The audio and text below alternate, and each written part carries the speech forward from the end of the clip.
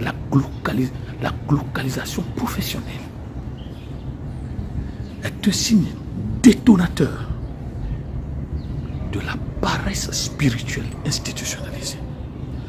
Lorsque le directeur de la société ne dit pas « je peux faire plus que ce poste, je peux devenir plus que ce poste, je peux devenir plus que ministre, je peux devenir plus que président », la paresse institutionnalisée spirituelle, le salaire ne dépend pas de l'excellence, mais le salaire dépend de la malvolance. Les méchants ont plus de salaire. Les méchants ont plus de salaire. La paresse spirituelle institutionnalisée, si tu fais mieux, tu deviens ennemi à combattre. Donc, il y a le pluralisme compétitif. Si tu fais mieux, si tu veux faire mieux, je vais te tuer. Tu entends ça, non? Il dit, je le dis, va dire à qui tu veux. Ils vont me faire quoi? Voilà, nous sommes les bons élèves de nos dieux. La paresse institutionnalisée, spirituelle. Si ton champ réussit, ton champ, ton travail, ton marché, ton business, ton commerce, si ça réussit, j'utilise la technique d'extorsion spirituelle, bessaïstique, vaudouistique et démoniaque. Comprenez, non? La technique d'extorsion spirituelle. Je puise spirituellement ce que tu as. Je fais une soustraction de ce que tu as. Il dit, ah, j'ai le salaire hier, c'est pas ce que j'ai fait. Il s'est épuisé. Hein? Au début du chant, je vois les choses prometteuses, ou prometteuses, je ne sais pas. Mais le résultat. Donc, les prévisions, on tire, on soutire le plus-value de vos prévisions profitables, économiques. Ça vient de la paresse spirituelle institutionnalisée. Ça, c'est ma création. On vole même votre beauté. On vole même votre intelligence. Ils ne font rien avec ça. Ils font un stockage satanique. Je pousse ton champ vers mon champ. Vous ne voyez pas que ceux qui sont vaudouistiquement méchants ont une dépendance écologique. Toujours et toujours, encore et toujours. Je puise votre champ vers mon champ. On a des greniers qui sont des cumuls, des récoltes spirituellement volées d'autres champs. Ça, c'est la thésaurisation. Allez dans des milieux, on vous dit, la montagne que vous voyez là, ce sont des récoltes des gens qui ont été entassés là-bas. Pourquoi on a fait ça? On est contre ceux qui réussissaient. On est contre ceux dont l'abondance de la productivité devait égaler le taux déficitaire de la production. On ne veut pas de l'égalitarisme productiviste, si vous voulez.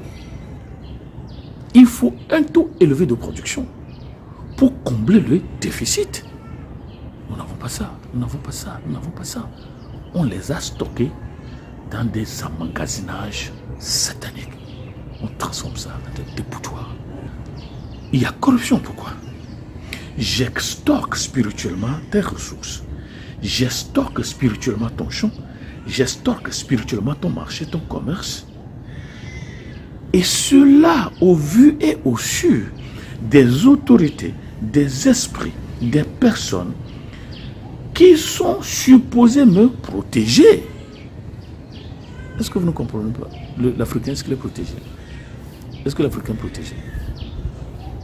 Lorsqu'on nous extorque électoralement, lorsqu'on nous extorque parlementairement, lorsqu'on nous extorque présidentiellement, qui nous défend? Parce que la chose est autorisée par les mêmes esprits dits protecteurs. Donc il y a duplicité. Il y a complot spirituel. Donc c'est pourquoi vous avez le mot trône. Il y a un trônage étatique, il y a un trônage parlementaire, il y a un trônage électoral autorisé par les esprits qui sont supposés protéger la vérité, la satya. Parce qu'il y a quoi? Il y a un système de paresse spirituelle institutionnalisé. Parce qu'on ne mérite pas ce qu'on a. Vous ne devez pas mériter ce que vous avez, donc tout est faux. Alors que juridiquement, pénalement, on me dit que le faux et usage de faux est passible de peine, 5 ans de prison, plus 40. Quel esprit punit ça? Aucun.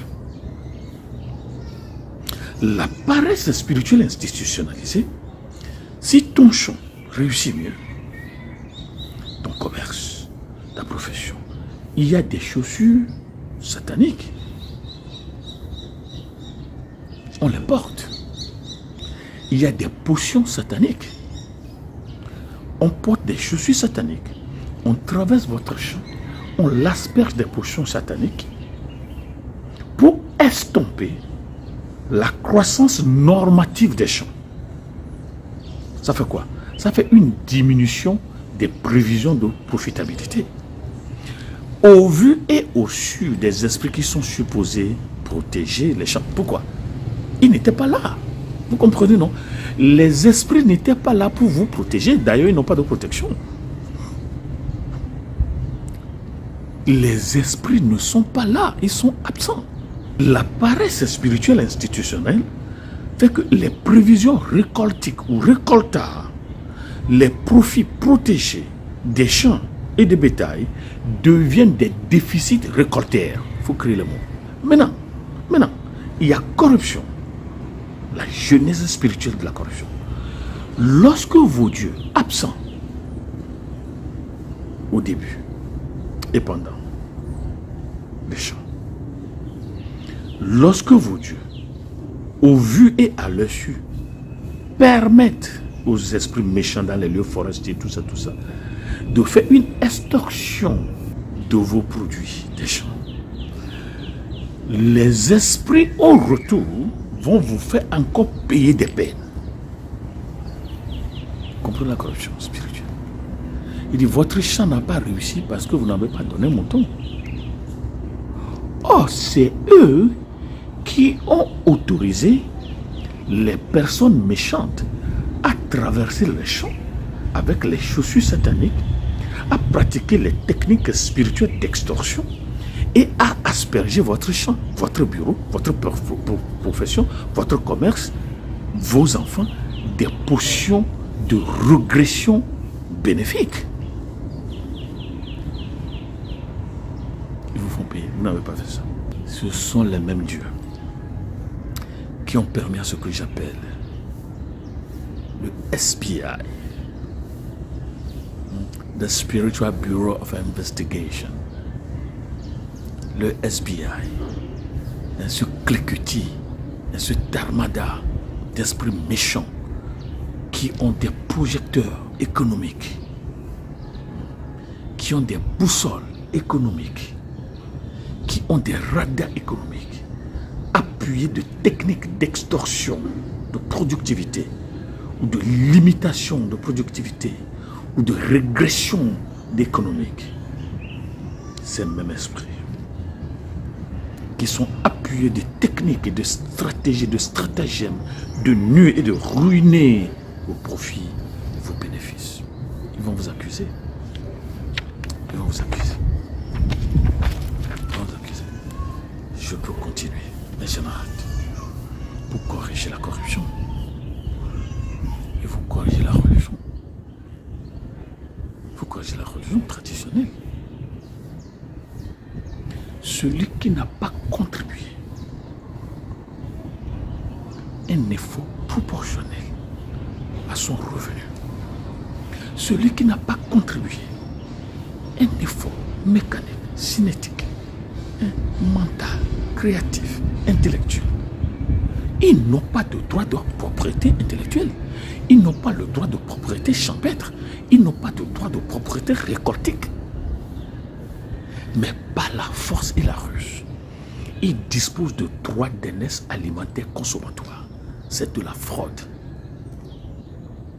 C'est de la fraude. Vous défendez la religion africaine, c'est ça? Vous comprenez? Il faut le renouvellement de l'intelligence.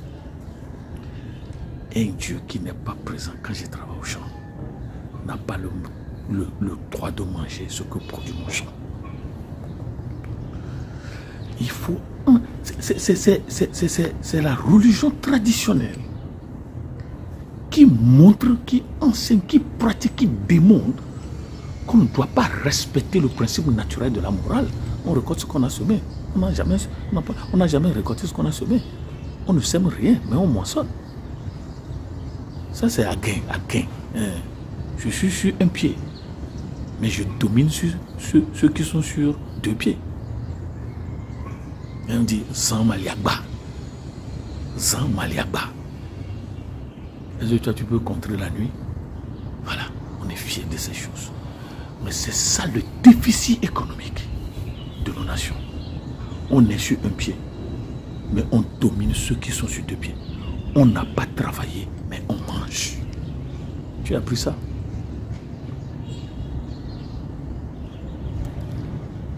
Le vrai principe naturel, c'est qu'on récolte ce qu'on sème. Vous allez récolter. Le vrai principe naturel, c'est la dignité du travail bien fait. J'ai écrit un poème. La cultivature. Je ne sais pas si on doit parler de l'agriculture, mais c'est de la cultivature. Lorsque pleuvent toujours les roues surannées, archaïques, lorsqu'on nous introduit des graines, quoi, OGM, c'est ça? J'ai dit la conclusion. Oh Dieu, si tu n'avais pas créé la terre fidèle, que mangeraient nos parents? Et ceux qui sont dans les bureaux ne savent pas que ce qu'ils mangent sont passés par plusieurs mains avant d'atterrir sur vos bureaux dorés. Oh le champ, merci. La paresse spirituelle institutionnalisée, c'est ça qui fait l'ablation de la méritocratie. Vous méritez quoi? Vous méritez quoi? Vous travaillez bien, mais c'est moi qui décide du salaire. Et tous les postes ne sont pas mérités. Vous savez ça, non? Vous savez ça? Vous voulez savoir?